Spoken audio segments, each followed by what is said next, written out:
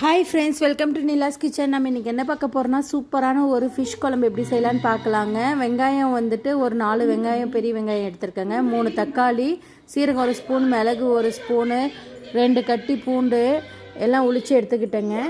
அதுக்கப்புறம் ஒரு ஆயில் காய்ந்தது, வெந்தயம், கடுகு, பெரிய வெங்காயம் ஒன்றுங்க, 2 பச்சை மிளகாய், கருவேப்பிலை எல்லாம் போட்டு வதக்கிட்டுங்க. நல்லா வதக்கி விட்டுட்டுங்க. இது கூட வரமிளகாத்தூள் 2 டேபிள் ஸ்பூனும், மல்லித்தூள் ஒரு 3 டேபிள் ஸ்பூனும் போட்டுங்க.